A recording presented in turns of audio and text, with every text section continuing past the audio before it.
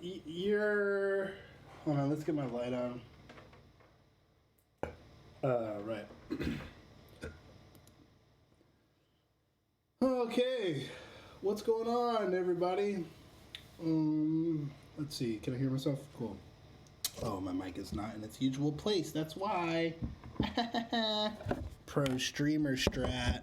Pro streamer strat. Yeah. Okay. What is up, everybody? I hope everybody's having a great day. Yesterday was kind of weird.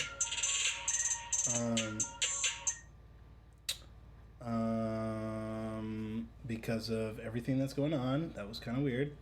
Not gonna lie. And I just had a personally weird day. It was just a personal, um, just a personally, what is it? Taxing day. But today I feel a lot better. I had a good night's sleep. And I'm ready. I'm ready to take on today by the balls. I'm just letting people. I'm just like letting people come into the stream really quick. Sorry.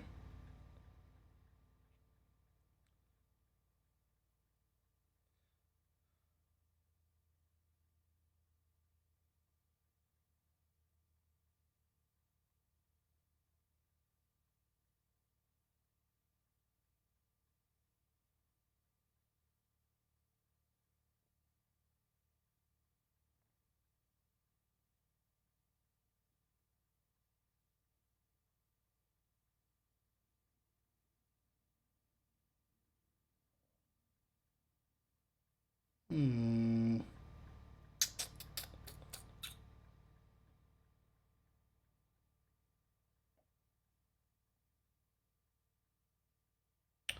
Yes, sir.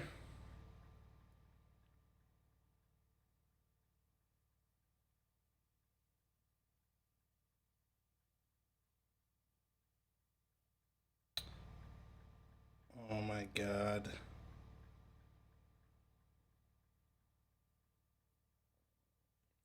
All right. Yeah, I hate it, man. Anytime I want to like focus and like get in the right headspace, some bullshit goes down and I get frustrated. But we're not letting the demons out. We're not in. We're not letting the demons in today.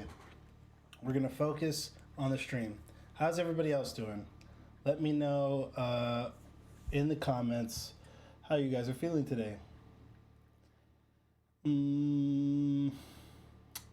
All right, let's. Oh, you already got a couple of questions. Any chance you could explain how you route your audio from Ableton to the stream for Mac? I'm going to drop. First of all, I use UAD. Um, and I'm going to drop the video that the homie Fred sent to me.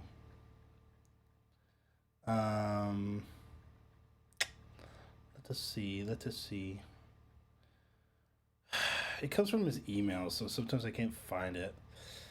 All right, let me just look it up. Okay, never mind. I can't.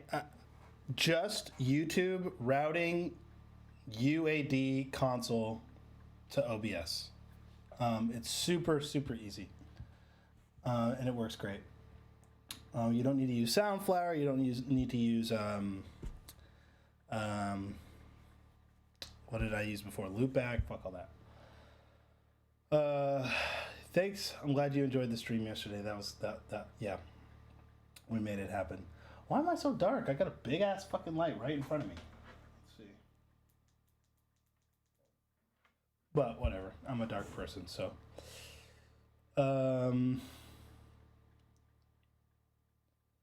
Yes, sir. Okay.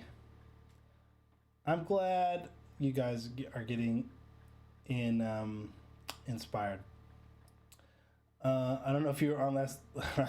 Yeah, Dylan, you're the king of hitting me up to play Overwatch and then being asleep when it's time to play. That's okay. Another day we will try. We will try again today.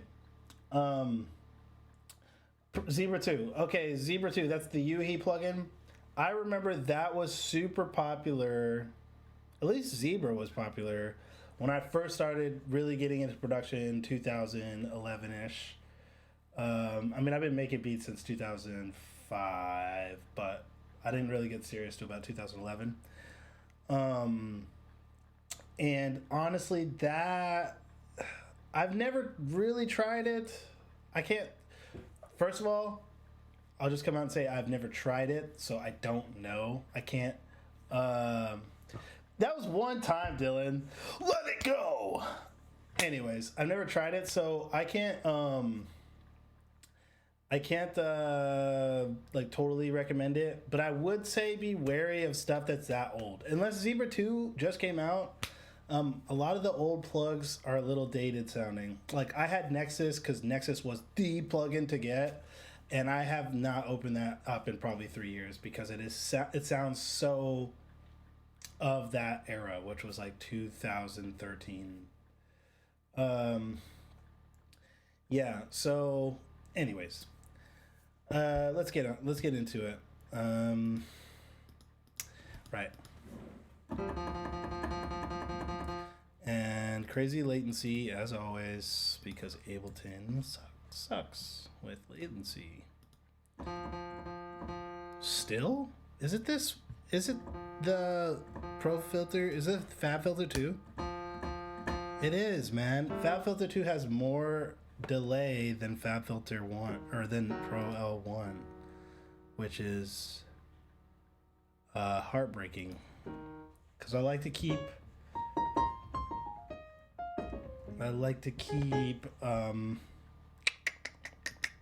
the filter on. Okay, cool. So today we're going to talk about by popular demand, people have been asking me for years now to do stuff about theory. And the reason I haven't is because I'm not great at teaching theory. I could teach production and stuff very easily because I understand it at a very deep level. Whereas theory, I understand the basics of things and I can move slowly through them. But I can't tell you like the actual inner workings of everything. I don't have a full grasp on everything, which is not important to do. It's not important to be able to teach a fucking theory class to make great music. Some people don't know any fucking music theory at all and make amazing music. So there's different levels of this shit. What was I gonna say? And my current level is going to be different from your current level. It's going to be different from my brother's current level, who's a theory whiz. And it really just depends on the music you're trying to make. If you are trying to write, Chick Corea level jazz, you need to have a grasp on theory. You need to know your modes. You need to know your melodic minor modes. You need to know, obviously, keys. You need to know all the different tips and tricks, Neapolitan chords, secondary dominants, how to move and between keys and all that kind of stuff. That's all stuff that I don't use a lot. But I make very musical music. I don't like saying that because it's like, of course, music is musical, and it doesn't mean someone that makes dubstep with like one chord isn't musical, because that's musical, but it's musical in a different way. I make very theory-based music, but I'm using the stuff that I've used for a long time, and kind of understand. So, teach us dissonant chords, please. Yes, I will. I'm going to go through all of that. Thank you for subscribing, by the way. I really, really appreciate it. You watch the Tennyson ones. Yeah, he's an amazing producer. Right now, I'm just trying to find a plugin that shows the keys the best.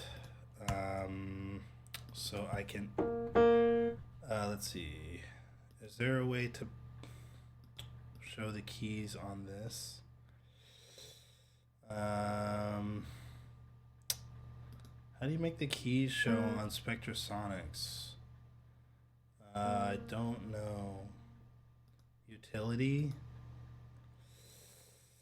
No. Okay. So let's do.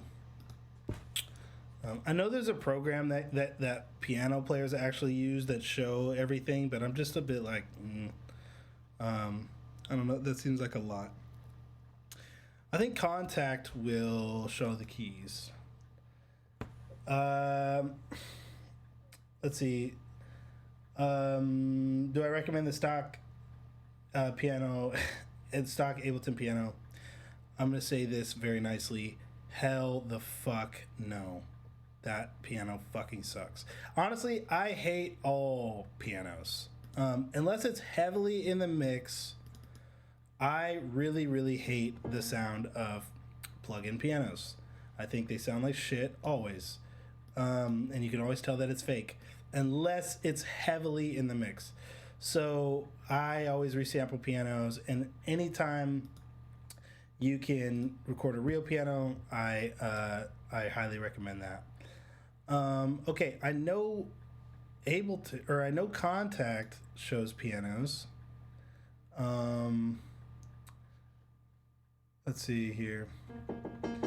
Any recs for learning theory? I'm literally just about to go through theory with you guys. Let's see. Imagero piano doesn't show the keys. I found one that shows the keys already. It didn't show them that well. I'm just gonna see if there's anything else. I know Contact does it, but for whatever reason I can't fucking figure it out. Oh, keyboard, boom. That's kind of just as bad. All right, let's go back to piano because that's the best one. All right, so you can kind of see it, but honestly, just use your ears. All right, so real piano costs dollars. Obviously, it costs dollars. I don't have one for that reason. But you know, you can record real pianos. It's easy to record real pianos nowadays if you have access to a piano at a church or your mom's house. You get like one of these portable recorders that cost $100. They actually sound awesome. And gone are the days where you need to mic a piano 4 times with piezo mics and in a big room, unless that's what the sound you're going for. You know, you could literally record a piano on your iPhone and it's going to sound better than a plugin, in my opinion. It sounds worse quality-wise, but it sounds real, which is what I value more. Why does this invite link always go to a day? All right, so I'm going to quickly, before we start, plug the Discord. As mentioned, says I am Big Nuts. So if you're not a part of the Discord, join. This is how you can send me samples when I do sample flip streams. We can talk. I'm on there every day, just chatting with y'all, listening to your beats, things like that. So, all right, here we go.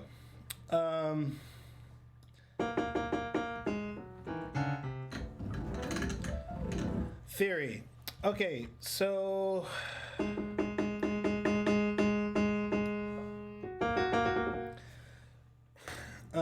welcome to all the new viewers. If you just got here, my name's Lophiile.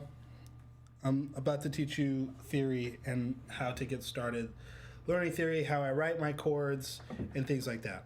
So first of all, with all this shit, this is going to take practice, all right? Like,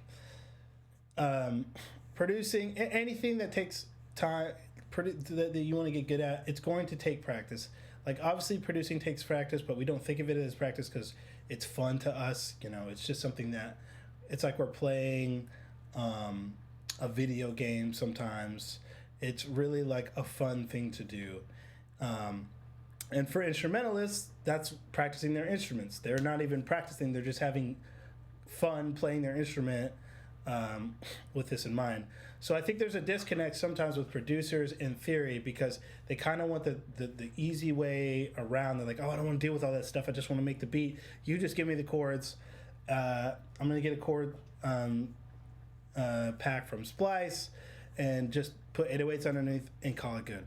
And I'm going to sit here and tell you that there is nothing wrong with that. If that's how you want to produce, if you want to just outsource all the musical aspects and you want to just be the big picture guy and not know anything about that stuff, and you still make hot music, there are thousands of super professional producers that do that. So this is not something that's going to make you a better producer, something to be an elitist about.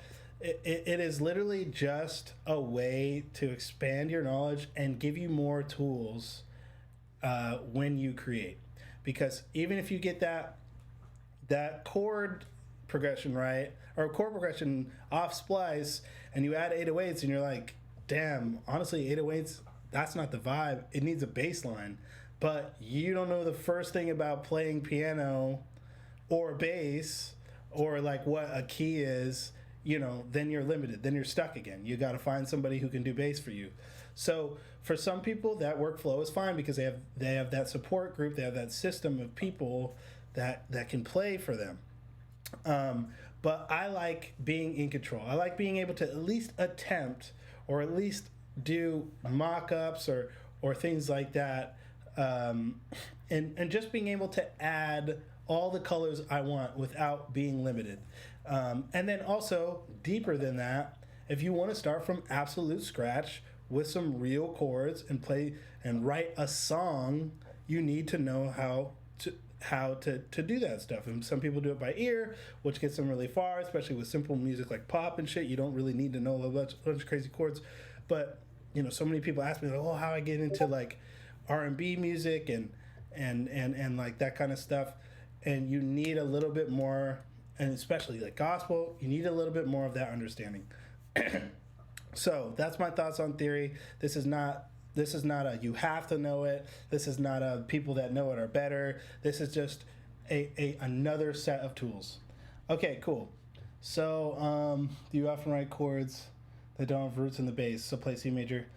So that's kind of, yeah, so we'll get a little bit, we'll get into that a little bit later, but that is definitely like a technique that comes from jazz, because in a band, like a three-piece jazz band, piano players won't play the bass because they don't want to muddy that frequency up for the bass player. And the way that applies to producing is if you are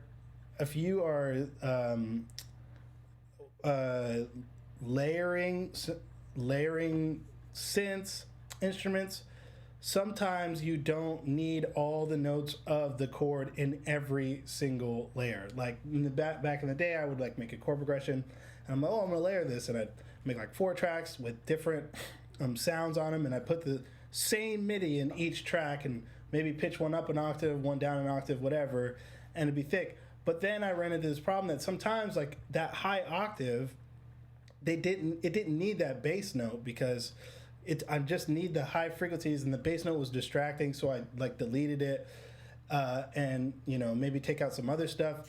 And then it started to hit me that like it's just like being in a jazz band. You don't want notes that are too redundant or fighting with each other in different layers. So as I've grown, now I play every layer. I also like the sound of things sounding played. I think when I was making EDM, I liked everything like ga ga ga ga ga. But now I like the sound of like more of a band thing, so I'll play things a little bit differently. But yeah, so we'll get into that stuff later. So let's start from ground zero here. And I realize that some of you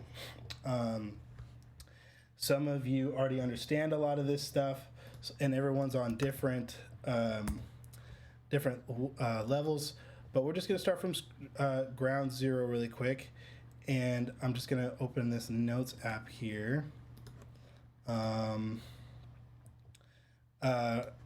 I'm gonna start with this notes app. Cool. Oh, that's not gonna work because it goes away. Let's see. What about notes? Does that work? No, it goes away. Okay, cool. Fuck it. All right, cool. So check it out. Yeah, Zed chords used to be churchy too. Yeah, he's really into that. So Zed's another person like me where he writes everything pretty much in the same key, which is also fine. And then he just transposes it around. All right, so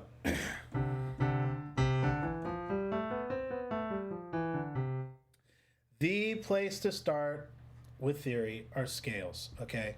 Well, I guess before scales, it's intervals. So you've got, in C major, you've got these keys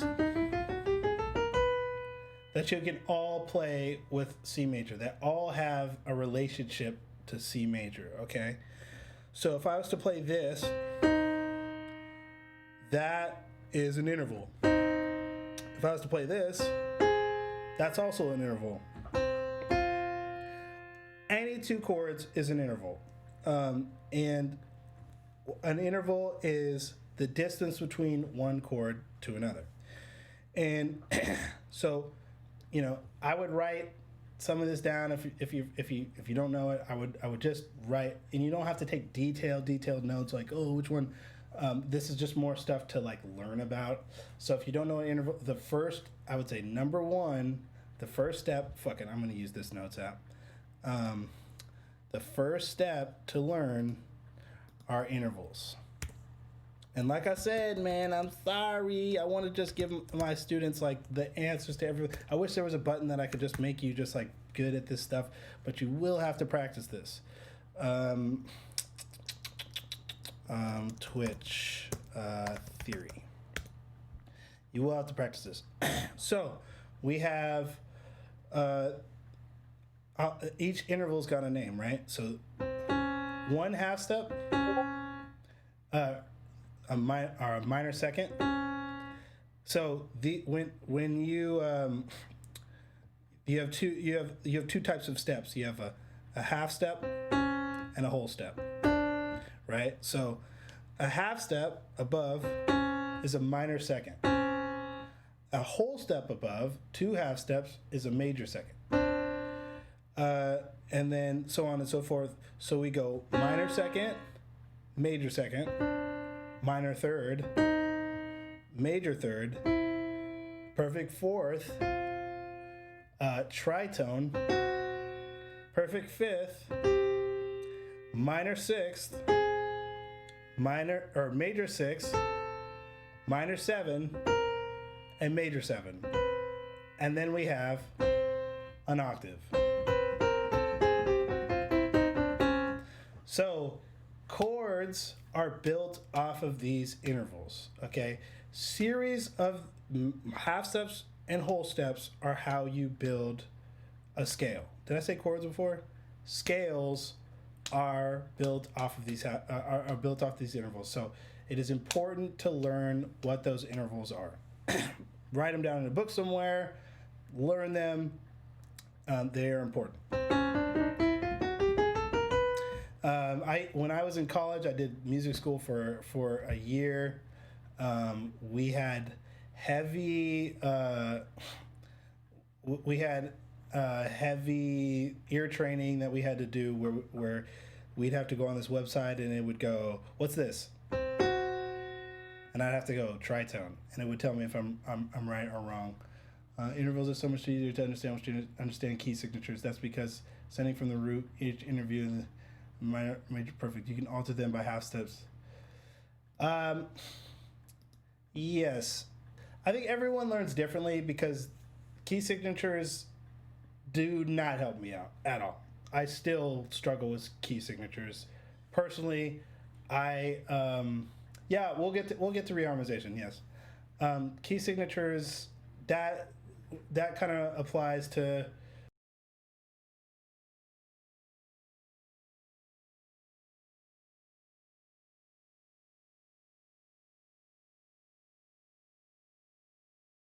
Yeah, yeah, yeah, yeah, yeah. Can you guys hear me? Let me know. Um, okay, cool. So, yeah, anytime somebody gifts a sub, it does this crazy sound and then it crashes my interface. So listen, if key signatures help you understand, by all means. Personally, they did not help me a lot because that's kind of like thinking about things in a staff way. And no, no, please gift. It really helps me out. But anyways, so it didn't help me, but it could help you if you like to learn with key signatures. So next we have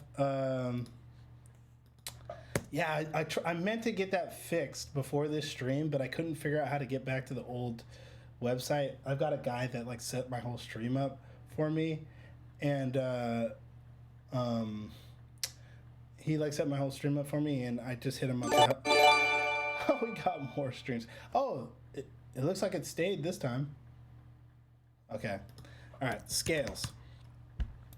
All right, so the next thing to learn on your let's see, sub. Can I just turn these down? Donation, sub. Okay, cool. So the next thing in the journey is learning scales, and the most important scale to know is major scales. Okay, so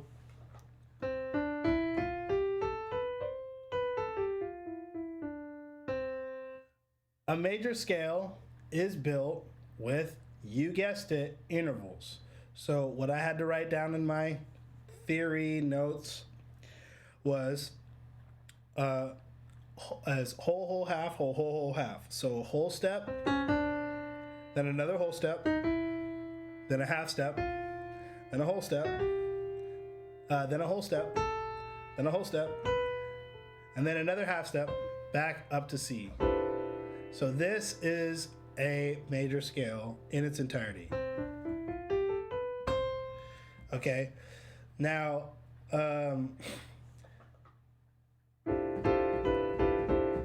now once you understand that, you can apply that to any key or any note on the piano. So if I do those same whole half whole half whole half starting here, I will get a major scale again. And the reason I say major scales are the most important thing to learn first is because everything is built, most everything is built off the major scale. So if I was to sit here, you can also learn what a minor scale is. It's a different it's a different series of intervals. It's a different whole half pattern, which I don't even fucking remember. And this is why I don't remember it, because it's not that important. If I know what a major scale is in a key, I can automatically play the minor scale. So if I was to play C major,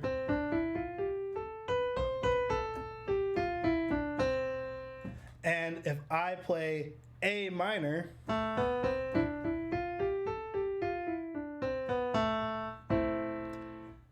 if you've noticed, they're the same fucking keys. They're both a scale that uses only white keys.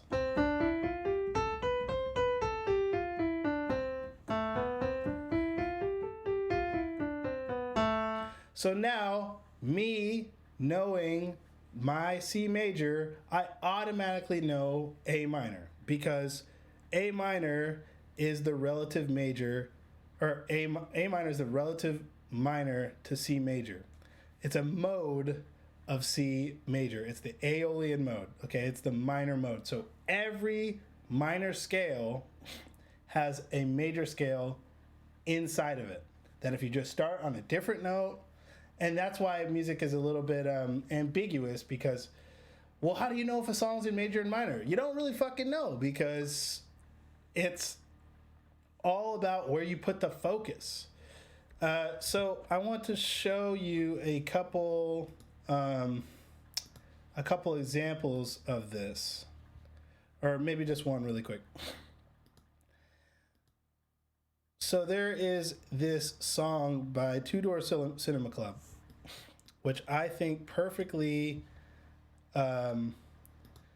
highlights. I hate Spotify. The fact that something can be both major and minor at the same time, or you can sing major and minor, or something can feel something major and minor just by using the relative keys. It's the same note in both keys. It's not, C minor is not the relative major to C, or C minor is not the relative minor to C major, but it's always the sixth scale tone. So if I was to go 5, 6, A, that's the relative minor. Okay, so what they do in this chorus is they sing a melody that ends on the major root, be alone, and then they sing the same melody that ends on the minor root. So listen to this.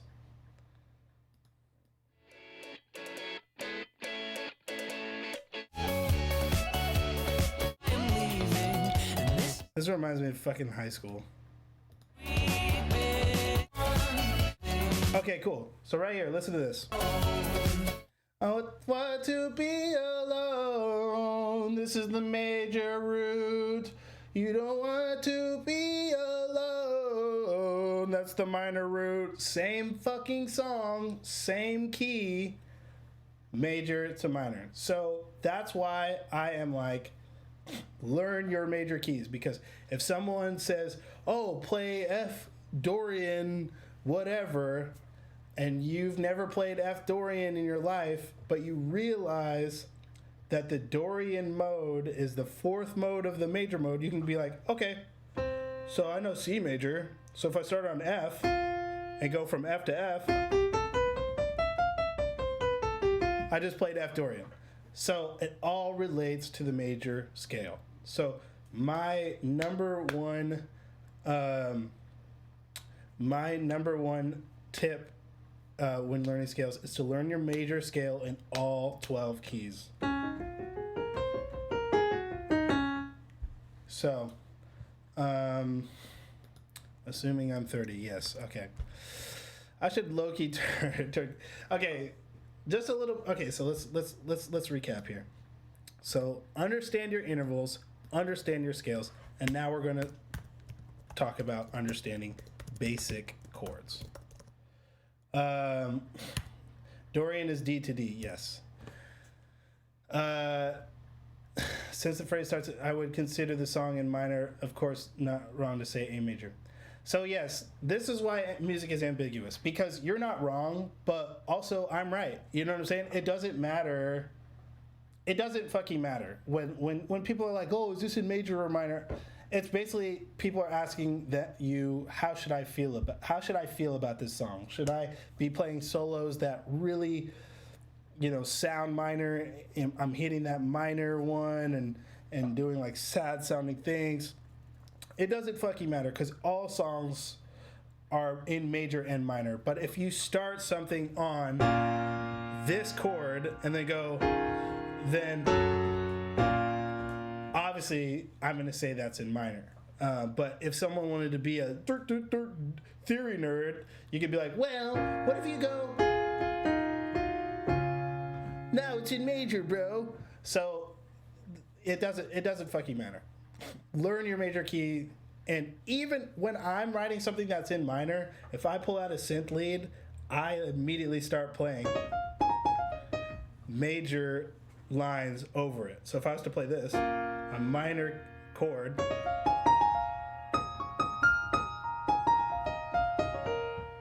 I just played I've just played a major pentatonic over it, the relative major pentatonic. So, learn your major scales. What was I gonna say? Where are we at? Basic chords. Okay, first of all, so sorry.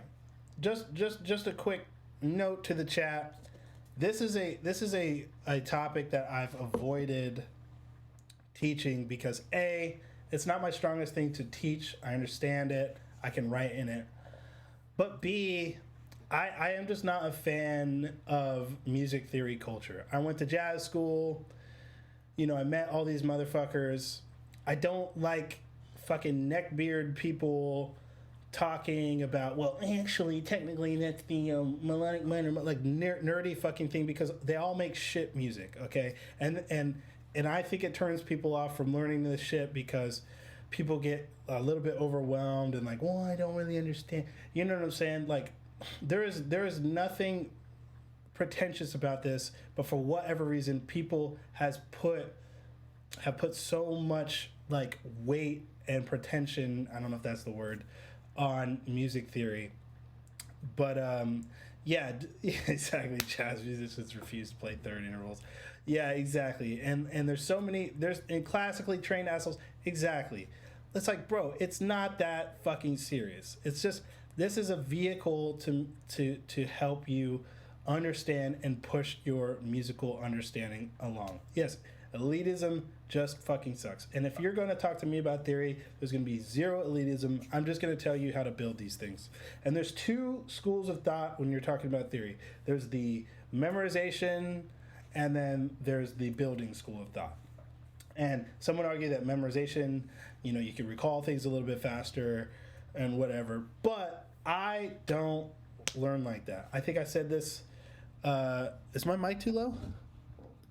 I think I've said this in the past. But yeah, rules are okay. Yeah, and you can break them. Exactly. Music theory is all about learning the rules so you can break them tastefully, okay? So, all right, cool. So yeah, okay, off the soapbox. All right, let's see, let's get back to what we were doing. Basic chords. Yeah, I hate people that avoid using ear because of theory. Yeah, me fucking too. I hate that too. What does the music sound like? There's so many people that are like, yeah, okay, I've got this song where it's got these really crazy, like, it's crazy because that's the melodic mode of it. And I'm just like, that sounds like shit. So anyways, right. Okay, chords. So basic chords means major chords. Let's be specific here. Major triads, minor triads.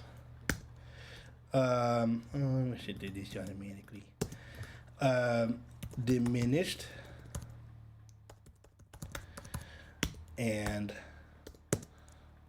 augmented. So now, how do you play these chords? I think when I first started, you know, trying to learn theory in piano, I bought this big poster that I put in my room with all the chords on it and with piano stuff. And I looked at it every single day, and I'm like, one day I'm going to sit down and I'm going to memorize all those. And I never fucking did it because who the fuck wants to do that? It's fucking boring. My brain doesn't work like that. Like, I can't, you know, give 4 hours of every day to me going like, okay, so this is C major. Okay, this is E flat minor. Okay, this is F minor. Like, that's not sustainable. So the best way to learn this is learning how to build these chords using intervals, okay? So, I mean, there's a little bit of memorization, but it's not like that. So a major chord is built off of, if I was to play C major, that's C, E, G. you can look at these notes and you can notice that there's notes in between them, right? So if I was to look at this, I'd go, I have C going to E.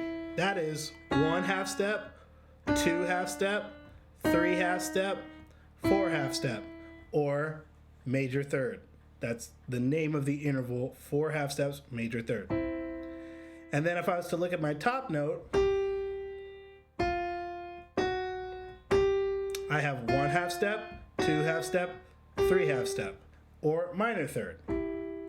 So a major chord is built with a major third and a minor third stacked on top of each other.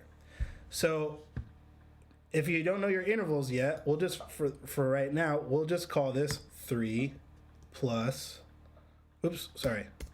4 plus 3, okay? So that is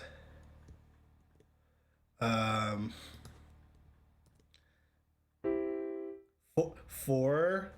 half steps, 2, 3, 4, plus 3 half steps, 1, 2, 3, major chord. So now, understanding that, you could play every single major chord in the world. Let's do this on A flat. 1, 2, 3, 4, 1, 2, 3. Now, I can automatically play this major chord on A flat. All right, hold on. I actually need to pee. BRB.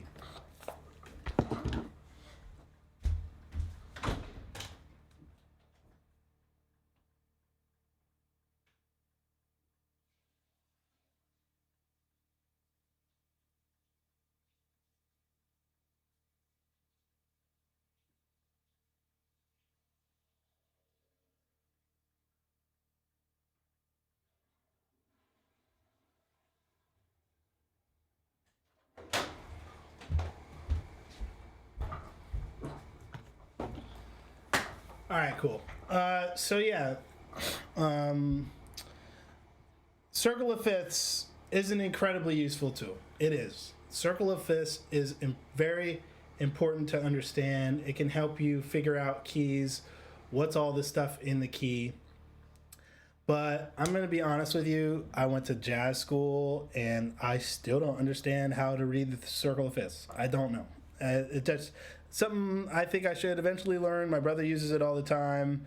I had a chart that I made that like was the circle of fifths in a chart form. It wasn't a circle, it was a chart. That helped me, but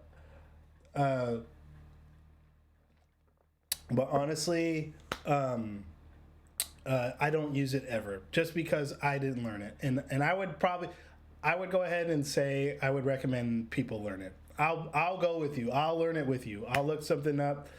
Yeah, key signatures. Yeah, exactly. It's more to learn key signatures and relatives and things like that. But I would say it's incredible. It's an incredible tool. Everyone learns differently. For whatever reason, it never clicked with me. But I want to eventually. All right, so back to chords. Are you guys learning stuff? Are you guys enjoying this, by the way? Because I didn't want to do this. I didn't want to miss anything. I wanted to really break the steps down to like getting a grasp on this shit. You can watch this stuff later. You can clip stuff out. Take some notes, but these are the steps. Even if you're not going to learn everything today, just write down the steps so one day you can wake up and be like, okay, today I'm going to really understand chords. Today I'm really understand diminished chords or scales or whatever. So, minor triad. And let's play C minor, right?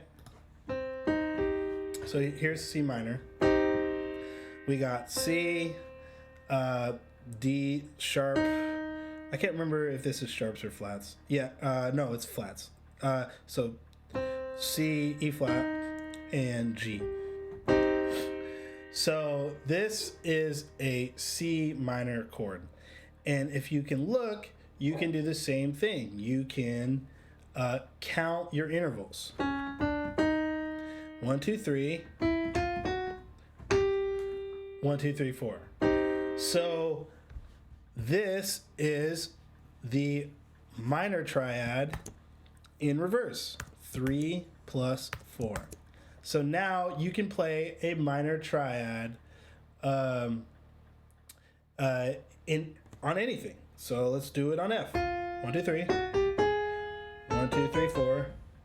So if someone tells you to play F minor, if you've never played that chord in your fucking life, if you know how to build it, there it is. Kind of when you're playing with a band. Yes, man. Sometimes I need to not look at the chat as much as I get distracted. I feel bad. It's taking me away from teaching. But I do like your guys' live feedback because I want to know what's helpful and what's not, and things like that. So, anyways, let's run this really. Yeah, we'll get to progression soon. Like that's coming. So intervals, scales, chords, diminished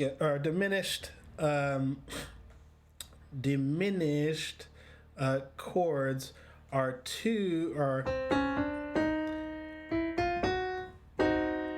so diminished chords are 3 plus 3. They are 2 minor thirds. Okay.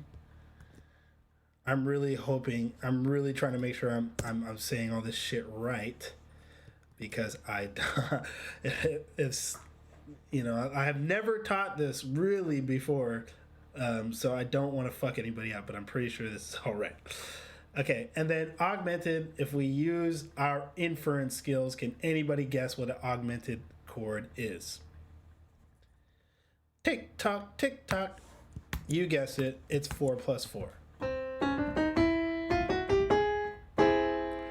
Both diminished and augmented are the ones that are really rubby. Okay? So these are your basic chords. These are there's obviously a million more chords, but these are the basic ones. You also have suspended chords, which we won't get into today. We'll get into just chords with thirds. So we might get into it today, but later. All right, cool. So now that we have our basic chords down, major, minor, diminished, augmented, now let's talk about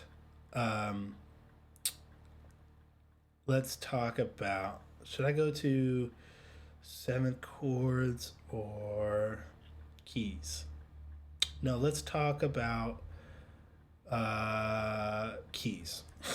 Okay, so understanding diatonic keys. And what I mean by diatonic is there's no fancy shit going on. It's literally just all the notes that happen naturally in a key. So if we're to talk about C major,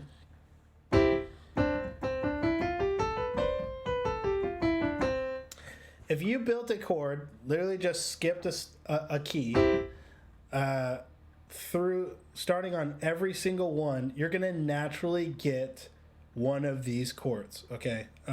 Apart from augmented, I believe. So if I was to start on C and just play the chord, this is called the 1 chord in C. This is going to be major. If I do this on D, that's the 2 chord, that is going to be minor.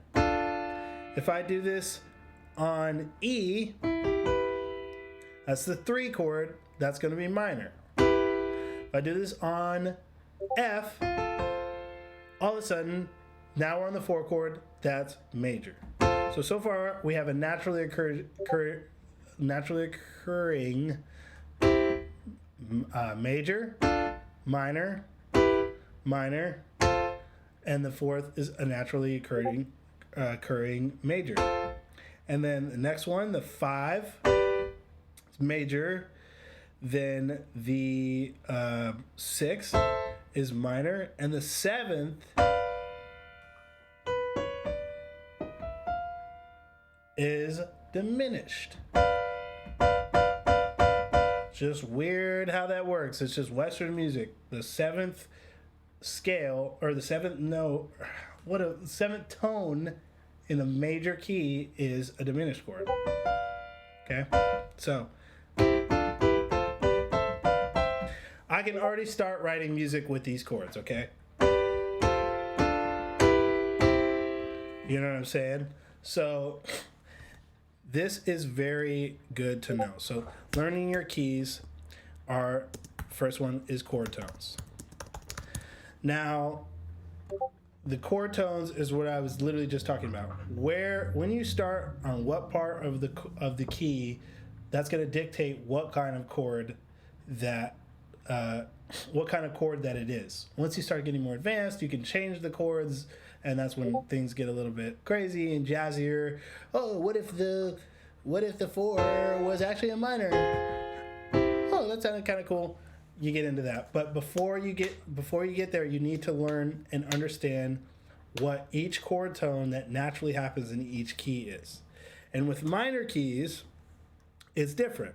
It's minor, number 2 is diminished, major, minor, minor, major, major, back to 1, which is minor. So you're going to have different naturally occurring or diatonic chord tones that happen on each part of the scale. Okay. All right. So understanding chord tones is important. That's really deep. I would do some further reading into that, and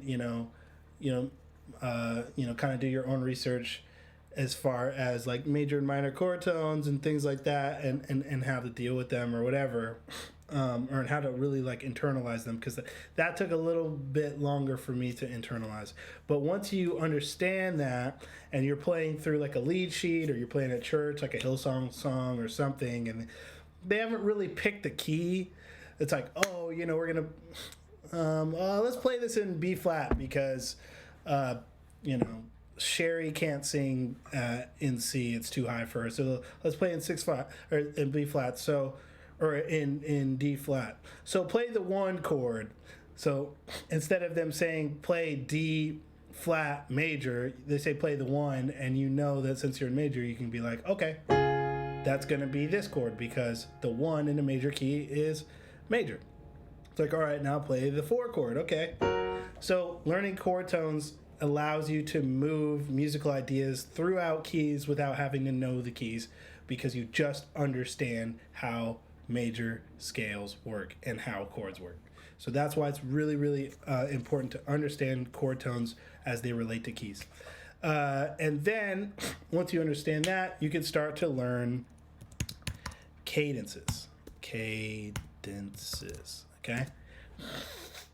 So cadences are how you write progressions. This is when you can start to take everything that you learn and apply it to writing music, right?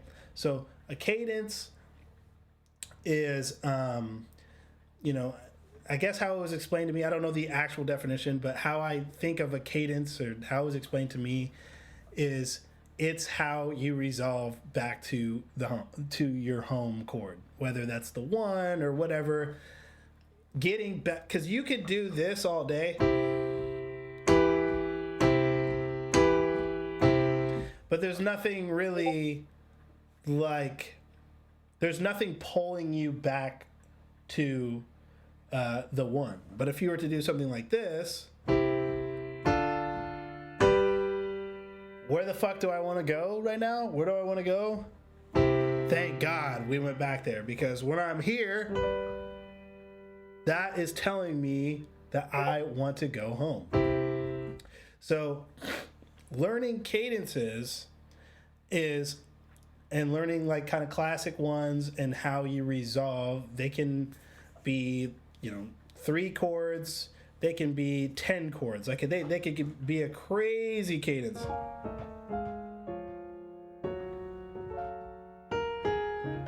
You know what I'm saying? Like they could be turnarounds, whatever. But That is how you tell musical stories, right? And just a couple basic cadences that you'll learn is are like, I guess the first thing to understand is what chords like to resolve to other chords. So the 5 is the classic vanilla chord that gets you back to the 1, right? So now we're talking about chord tones again. So if I'm here playing in C major, if whatever I do in C major,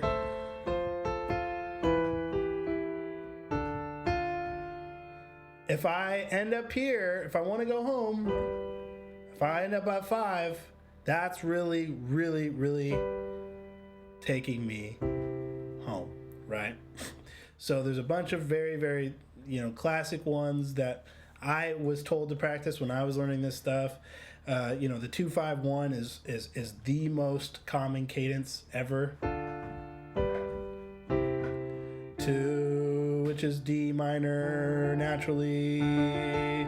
5, which is G major, to 1, which is C major. So there's a whole song right there. I was walking down the street, then I saw my dad, and he told me, girl, why you dressed like that?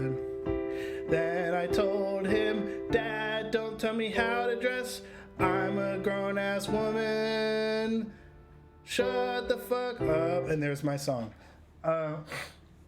So these are really when you start to apply them, okay?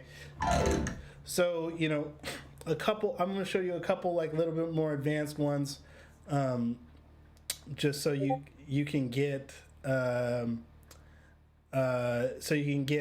example of how they can be pushed. Why do I have all these bots in here?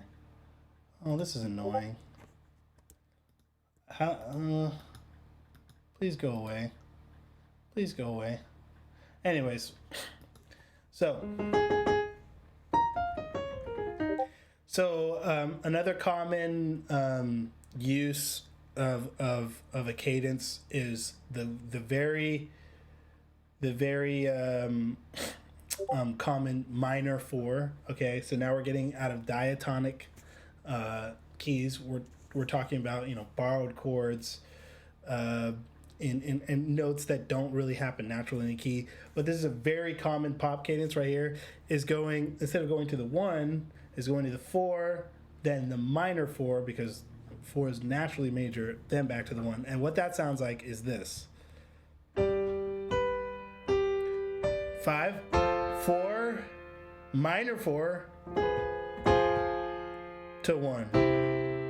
And once you get that sound in your head, you'll never stop being able to recognize it. Anytime a song comes on where it's like, and then I heard my mommy tell my dad that he's kind of right about my skirt.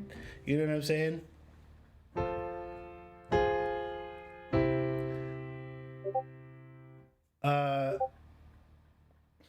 Twitch side is down. Can you guys still hear me? Is my stream like fucked up, or because we were just getting into minor 4s, which are awesome.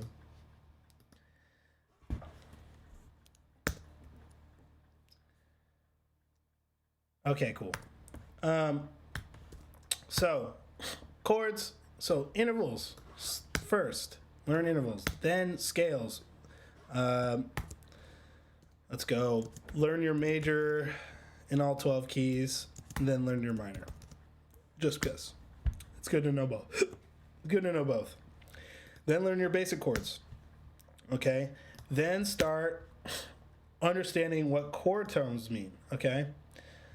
Start learning about your chord tones as they relate to keys. Like, what is the 2? You should, if I tell you play, if I tell you we're playing in F minor right now, play the 2 chord. We're gonna do 2-5-1 in F minor. You should know how to build that, because they're okay. I know how to build a minor triad. I know what the 2 is, and I know what F minor is because I practiced my scales, and you should be able to play it.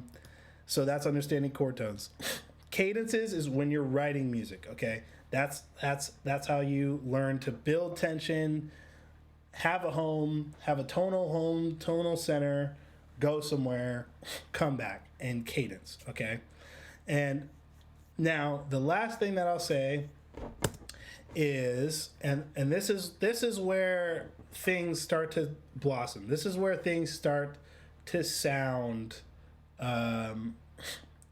This is where things have to sound, professional, jazzy. It's starting to sound. Real, and that is extensions. No, not inversions. I mean, inversions are important, and they can be learned in any point past 3. And I personally think inversions are important, but I think that you should get really, really, really focus on getting a good grasp of all this stuff in root position before you even think about inversions. Some people would disagree. It's everyone learns different. I think being able, basically, what if you don't know what an inversion is, it's taking chords. Like if I was to play C minor or C major like this, it's like, oh, what if I took the top note and put it down at the bottom, and I played C like this? It's a different sound, If I put my C up an octave, now I have, this is C major inverted and really spread out, and it adds a lot of life and character, but that kind of falls under this umbrella of extensions that I'm about to talk about. I'm going to call this extensions and borrowed notes. I don't want to call it borrowed chords. I don't think of stuff like that. I need to get a little system going with what I'm capitalizing. Okay, anyways. So this is going to fall. I'm going to call this colors. And then in parentheses, borrowed notes, chords, extensions, and, because I want to give you guys this note. Okay. All right, so colors. So this is how you take your chords that you know now, your cadences that you're fucking with, and you're writing music, and you want your shit to sound good. You want it to have depth. You want it to sound colorful. You want it to sound like your favorite. You want it to sound like D'Angelo chords, okay? Things like that. That's where extensions come in, okay? So, the first part of learning extensions is to learn seventh chords, okay? So let's write that down. So, seventh chords. And what seventh chords means is chords diatonic chords that have 4 notes. So if I was to play C major, you'll notice I have another finger, okay? And there's one more note in this scale that I can skip and still play a note. And that's, I can skip this note and play this, right? So now I have a 4-note chord that I'm diatonically playing. That word diatonic I love. It means just natural notes that happen in C major, diatonic. I have what is called a major 7th chord. Because I have a major chord here, and I'm adding the 7th or the 4th note. We'll get into why it's called 7th later. It's kind of a stupid fucking system. But, well, I guess it's not, because this is the 7th note in the scale. But anyways, it makes no sense. This is a 4-note chord. This is a major 7 chord. So this sounds a lot more full than this. If I was, okay guys, we're gonna play it C major. This sounds like a fucking school recital. Okay. Okay, kids. But then when you add this note, now it's a little bit jazzier, it's a little bit more full. And you can do this with, you guessed it, minor chords. So if I was to play C minor, and in C minor, that note would be this note, because this is the C minor scale. That would be this note here, B flat, or no, yeah, B flat. Now this is a minor 7 chord. Major 7, minor 7. So from our 2-5-1 earlier, let's play. Sounds like you're learning piano and you suck at shit. So if I was to play all those chords as 7 chords, oops, sorry. Oh yeah. Sounds way better. Same fucking chords, right? I just added that one note on top and it sounds fuller. So learning 7th chords is awesome. You can apply 7th chords to any of these chords. So if I was to play a diminished chord, what is it, minor 7? Yeah. Or an augmented here. You could add these 7ths to these chords as well to get them thick. And this is what happens a lot in like gospel music. They're playing these like really, really crunchy chords that set up the next beautiful chord, you know, things like that. So understanding 7th chords, that's going to take a lot of review and practice and research. I've said it a million times. Jeff Schneider is like the guy on YouTube, in my opinion, that teaches this stuff really well. 7th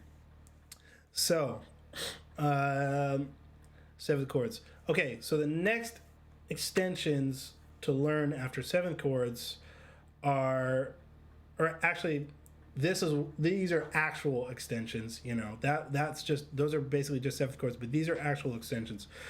So how extensions work, and this is how I get my chords to sound, even if it's a simple progression, this is how I get my chords to sound good.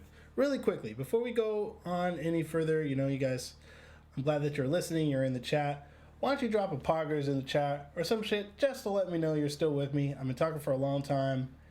You guys are kind of quiet, which is great. I'm glad, but I just want to know that you guys are here rocking with this information because, this stream was requested and I'm doing my absolute best to like help you guys understand this stuff. And I just want to know that you guys are with it.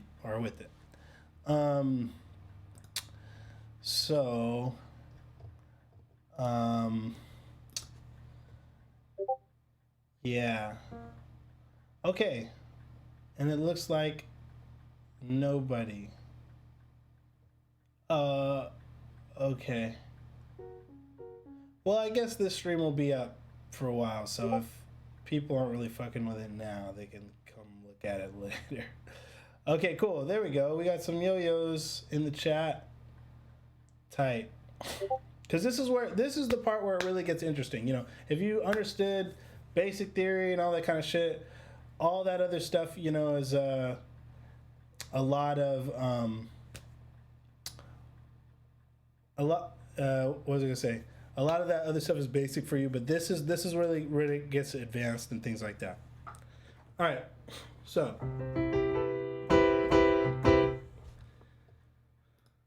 autocorrect. Loggers, focus on what? My stream. I've been pretty focused. I've got a bunch of notes here that I'm gonna send to you guys. Okay, cool. All right, well, I'm gonna finish this out, and if this helped you, I'm glad. I'll put this in the chat in the Discord, and hopefully you guys will do this, or you guys can learn some shit.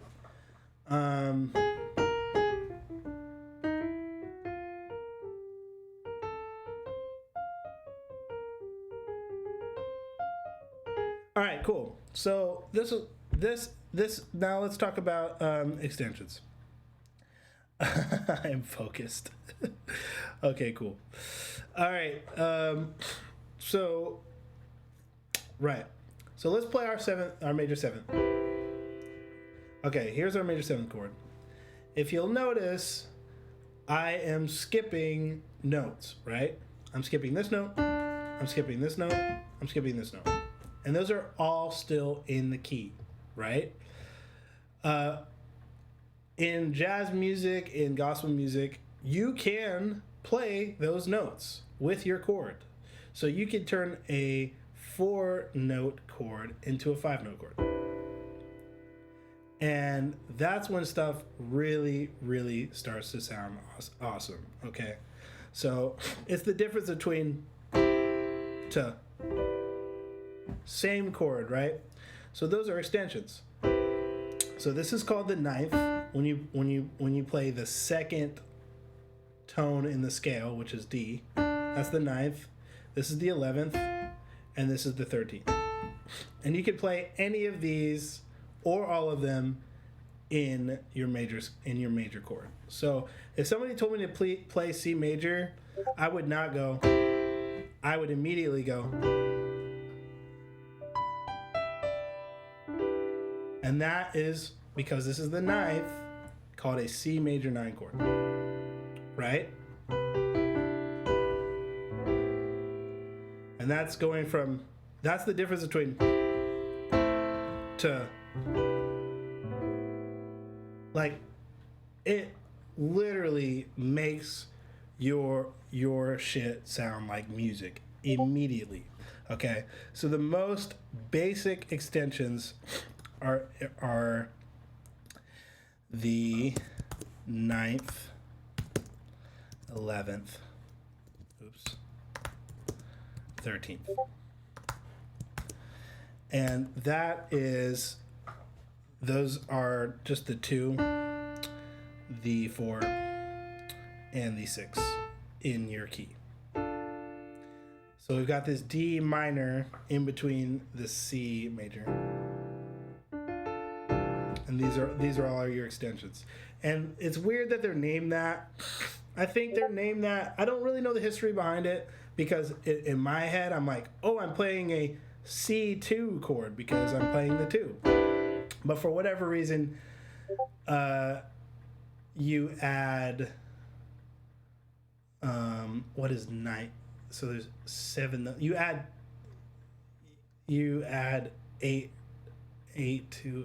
7 to each number. You add 7. So if this is the 2, it's actually the 9th. Anyways, I won't get into why it's called that shit. But if I was to play these chords here,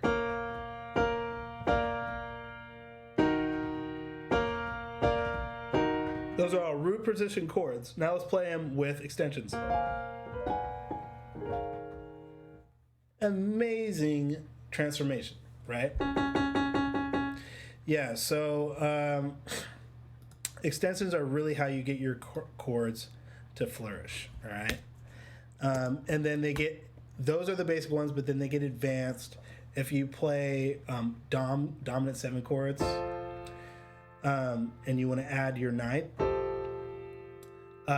you can do what's called flatting the 9th. So you could play this instead. Oops, let's get back to my keys. Here's the 9 right here. You could flat the 9th for a little bit more tension. You can sharp the 9, which sounds crazy. Sometimes I like to put it up on top so it's not so rubby. You can only change the 9th in dominant 7 chords, by the way. Don't come out here trying to change the 9th in major 7 or minor 7. Doesn't work. But you can also fuck with the 5th in a chord. So if I was to play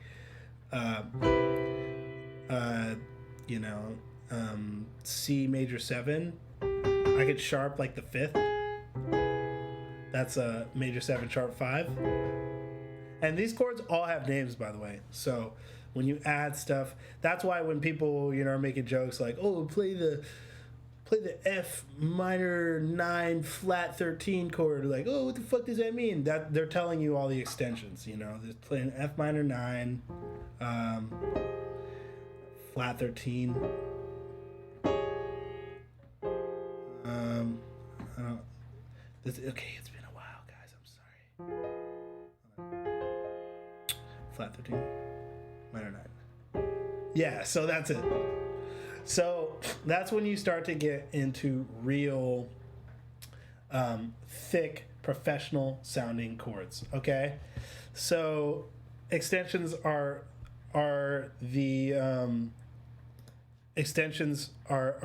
real sauce, and they get really advanced. And honestly, it's gonna take a minute to like totally understand those because it took me a long time to get good at those and naming chords and all that kind of stuff. All right, and then the last thing I'll talk about is borrowed chords and notes. So this is oh, that's why you couldn't write anything. Okay, cool, all good. Yeah, you know, I was feeling a little bit insecure there for a second because I was like, oh, no one's really interacting, lost a ton of followers or watchers, and I'm just like, I swear I was asked to do this stream, but and I don't like doing this stream, so then I'm obviously already sensitive about it. So when people don't talk, I'm just like, you guys told me to do this, and I didn't even want to. Sensitive artists. Okay. All right. Damn. Fuck you, Twitch, for fucking up this stream that I was dreading to do. All right. Okay, so let's try to oh, it's down and up periodically. Oh, okay. All right. Which means that I may have to do this stream again. If it doesn't save correctly, I might have to do the stream again. But it's a blessing and a curse because I might do it better, a little bit smoother, because this is literally the first time I've ever taught this, especially in a live sort of environment. So what was I going to say? Oh, what's up, Ricky? How's it going? All right, cool. Yeah, so I may have to do this again if it doesn't save. But we're on our last thing that I'll go through as far as the basics to theory. If anybody wants me, also, if you guys want me to do another class that's like more advanced theory where I go more into advanced extension, you've got the major minor, you've got the handle on major minor, you understand chord tones, you can play guitar, you can play piano, you just want to get your shit to sound extra saucy, I can do a stream like that too. This was like from the ground up how to get into music theory. That was what I wanted to do today. So anyways, the last thing that I'll talk about is borrowed notes and chords. And basically what that means is this word that I've been using a lot, diatonically. You know, that means that all the notes that happen naturally in a key, those are diatonic notes, okay? If I was to hit that note, that does not happen in C major naturally, but you can still fucking use it. Or if you're playing bluesy stuff, if you're playing bluesy stuff, you know what I'm saying? I think when you're like, I think when you're soloing or playing a line, it's called an accidental. And when you add a note that's not diatonically in the key, it's a borrowed chord. I don't really like all those terms because fuck them. I just like to call them, what do I like to call them? I don't know, just chords that aren't in the key. Non-diatonic, that's it. Non-diatonic scale tones and chords, all right? So let's talk a little bit about that. So the first easiest borrowed chord, 9, way of writing chords by showing an example. Yeah, I will do that, but I can't just jump into that. I can't just be like, hey, this is how I write chords. I like to use secondary dominants, and sometimes it's cool to do this. Like, you have to get the foundation before I get into that. And if you guys already understand the foundation, I'm down. Let's do that on a different stream. But I just couldn't do that stream without doing this stream first. And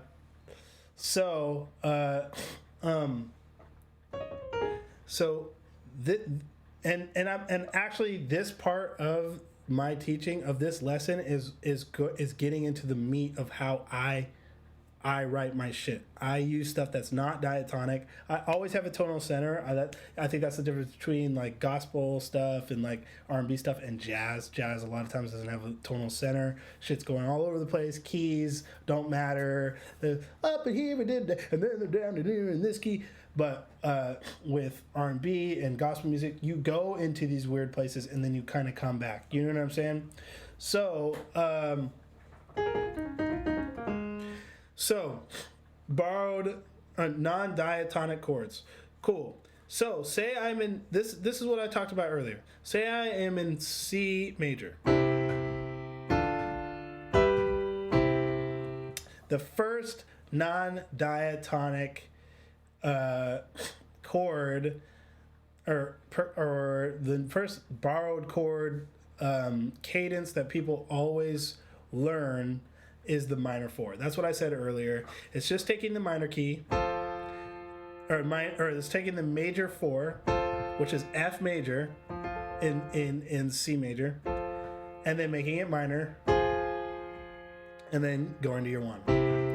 And the reason that sounds good is because you have this right here. And we love half steps as Western music listeners and fans. We love the sound of.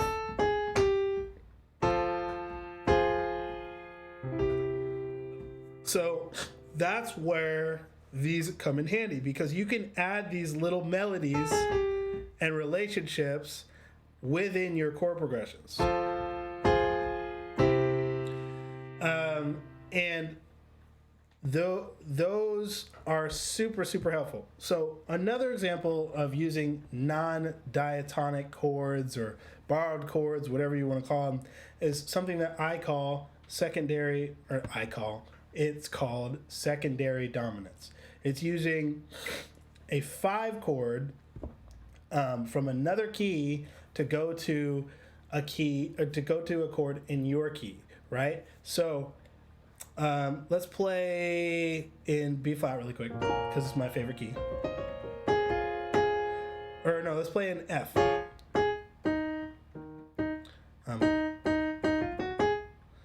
Wait. Oh yeah, okay, cool. So let's play in F minor, because this is the first time I ever did this, and this is the one that I always remember. So if I wanted to go here, from F minor, which is the 1 in the minor key, to here,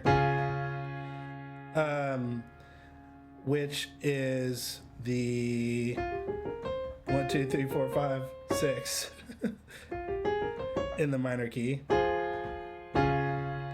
Okay, this isn't a very strong cadence, right?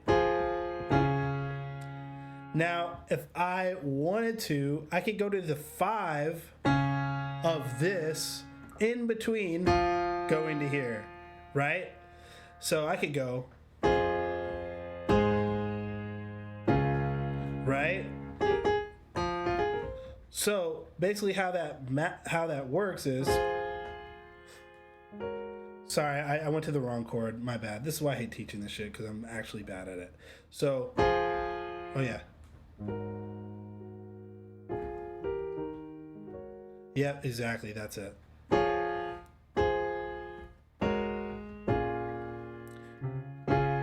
So this chord here, if I was to make this a dominant chord, this note doesn't happen naturally. Yeah, it is buggy, isn't it? I hate that shit.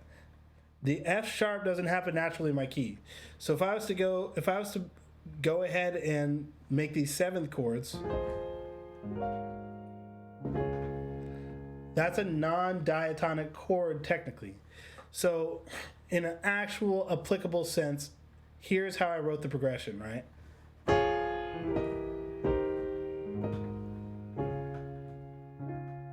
You know what I'm saying?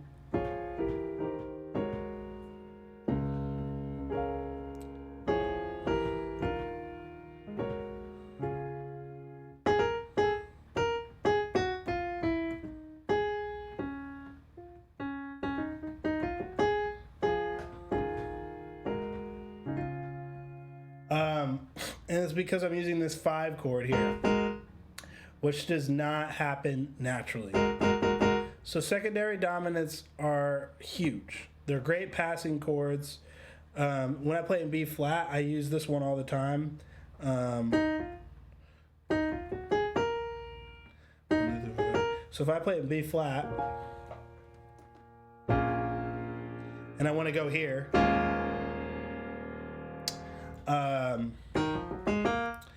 so let's go here. All right, those are two. Those are two beautiful chords sounding. They sound beautiful together. But if I want to add a little bit more tension, make it a little bit more gospel-y, I want to go to the 5 of this chord in between those two chords, right? And guess what? That happens to be the 5. And when you go to the 5 and you're using secondary dominants, it means dominant for a reason, which means that it's a dominant chord, which is a 4-note chord, which is that chord. Okay? So so I just play the same chord as a dominant, then go to there. So I go, and now I've got like a pretty gospel-y cadence.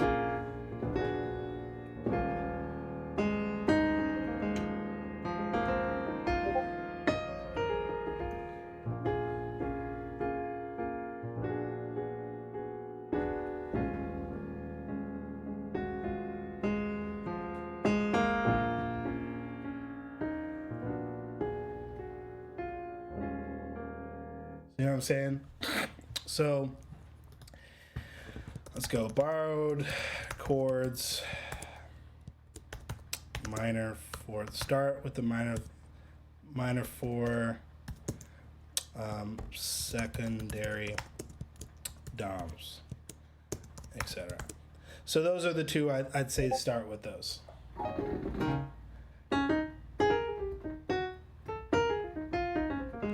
All right, cool. So from what it looks like, Twitch has had tons of issues today.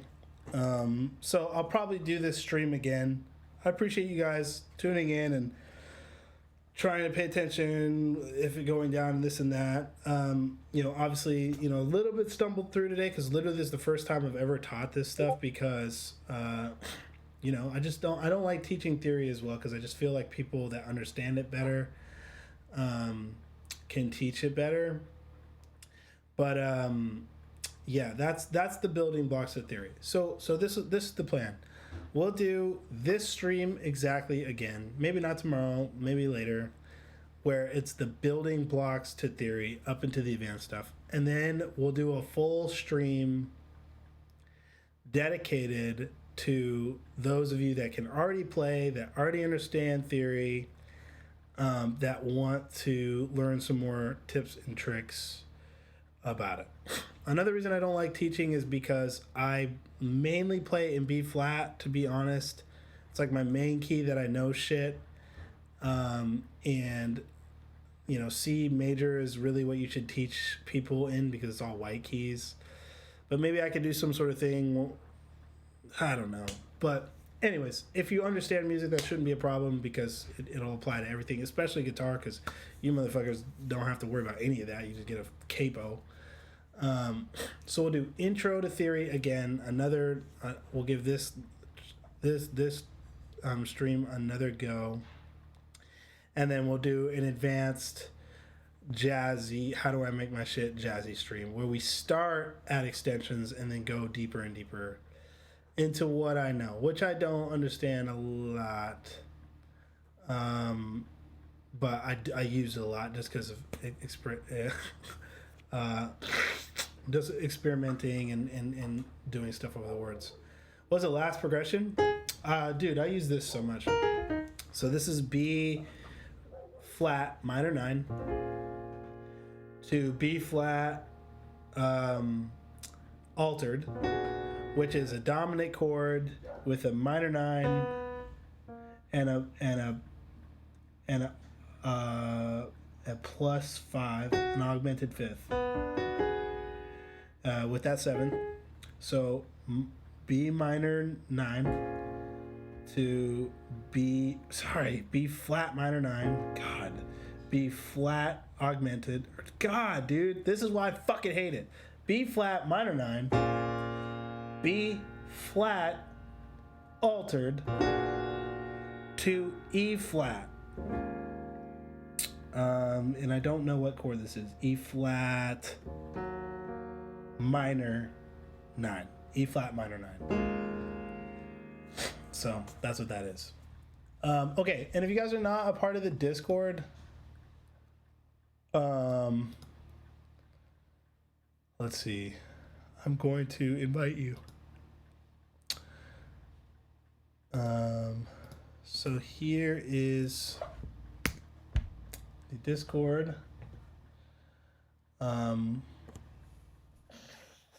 All right, so let's see. Discord.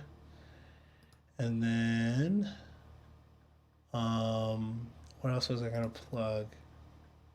Yeah, join the Discord, get in there, we're all chatting, kicking it, things like that. And I've got, I want to talk about some more streams coming up. So obviously everybody and their mom are doing streams, producer streams, this and that. And, sometimes I think, how do I make mine? God, what's up in my nose? How do I make mine a little bit more, unique, things like that? What am I going to do differently? I feel like most producers, you tune in, you watch them produce, which is cool. I like that. I enjoy that. But everybody's doing that, and I don't really enjoy producing just on stream, just like sitting here. And like, I do sometimes, but it's just like not interactive. I like being interactive. I think my streams and what I want to focus on is like kicking it with you guys and interacting with you guys. So it's these tutorial streams or tips and tricks streams, okay, and then my production streams are going to be more focused on producing with you. So if you've been in any of my streams, you know that I have a Discord channel where you can send me a sample of you playing guitar, singing, piano, something that you produced, to send to me to flip live, things like that. I like that. I like collabing with you guys. I think that's fun. I think it's cool for both of us because I'm not just doing my same shit. I get new ideas and just meeting some of you guys who are really good at what you do. It's cool. But then I also wanted to start doing some feedback streams. I mean, because I used to do, a lot of lessons where people would send me stuff and I'd sit there and give them feedback and let them know how they can improve their specific productions. And I think doing that live would be fun. Everybody sends me your songs and I break down techniques and tips and tricks to make it sound awesome. So those are the 3 things that I'm going to be doing on this stream. If you're in the Discord, drop suggestions, what you want to see, what days. Hey, today can we do a feedback stream? I really want feedback on my track, and we'll do it. I mean, so yeah, just let me know. And then I also am going to do some feedback streams with a panel. I'll probably get homies on here, other producers that are really cool. You know, I'm really tight with the Gray guys. Maybe I'll get them on here. Other beat makers that I know. And then also some collab streams.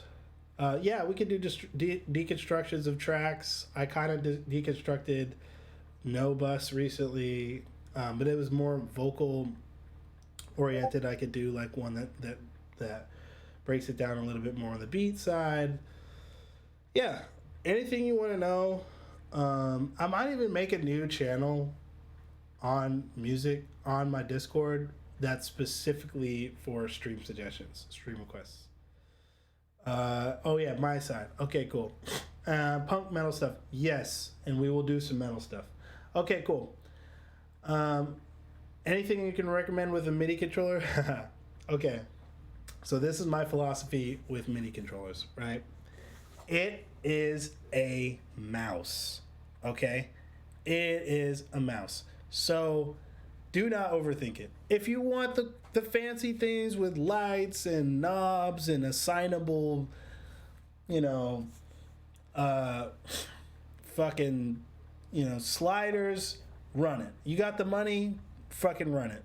That shit does not matter to me at all. I literally never reach for that shit. I remember there was a point in time where I was kind of like traveling with Skrillex. I was kind of like his bitch boy, if you want to say. Just like personal assistant is better. And like also engineer. I don't know. It was a weird thing. But in essence, I got to watch him produce on his computer for like 3 months. And he's still one of the best producers I've ever seen produce. Like, he's just crazy. And he did everything with a fucking laptop. Everything. He'd never even used a MIDI controller. And that just inspired me so much that all these Ableton pushes and machines and these... some of these are like $800 fucking MIDI controllers. It's insane to me. Buy the cheapest one you can find with the keys that you want. You know, I like 61, so I go to Guitar Center when I need a new keyboard, and I say, what is the fucking cheapest 61 key keyboard you have? You know, if the way the keys feel is important to you, that's valid. You know, 88 key keyboards have weighted keys. If you like that, that's cool. But dude, I get that question a lot, and bro, I cannot stress enough how unimportant MIDI gear is, because it's just... I remember when I first started and I had all these little knobs and mixers on my desk, and I just never fucking used it. You have to like route it. Just use your mouse and your ears and whatever MIDI controller you can get your hands on. Actually, I have an extra one because Native Instruments gave me their super fancy, you know, key station, whatever, for doing that video with them, which I love a lot, and it's cool, but I still have I haven't set up like the whole complete control and the DAW like control. I haven't used any of it.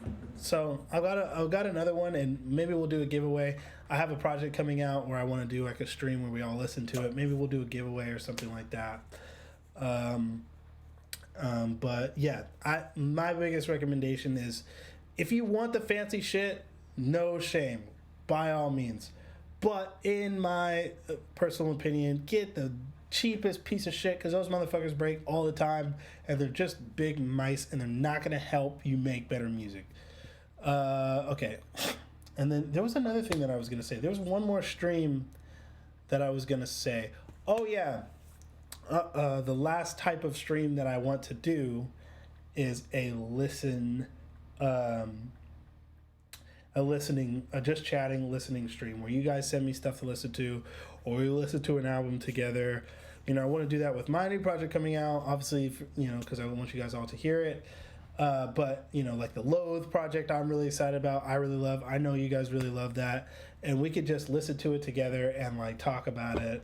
I think that'd be really fun, too. So any ideas you guys have, any requests, I'll try to get a little schedule together. At the moment, I've been streaming literally every day. I might take a couple days off here and there. But we're pretty locked down, and I don't feel like doing in-person sessions right now. So this is really what I got a new computer, so this is what I've been wanting to focus on. Maybe send you songs with sounds we like, and we could try to reproduce the sounds. Okay, I am not great at that, but I would love to do that because that sounds like a really, really, what does it say? A really fun challenge.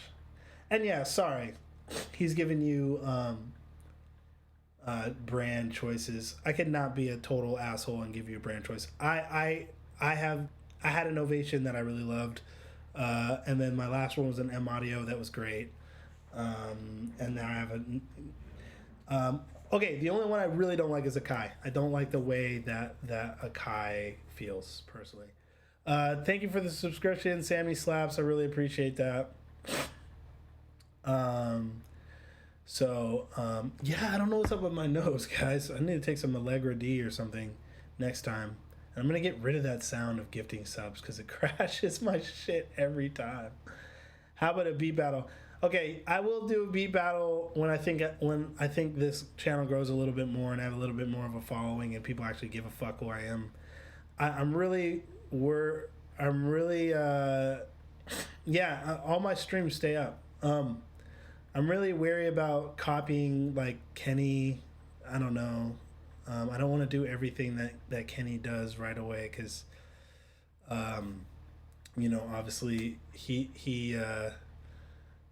I mean, he's the king of this shit, and I don't want to just be like biting all this shit. All right, guys. Well, let's see. We're gonna end this stream with a nice tune. And I appreciate everybody coming through, learning about theory.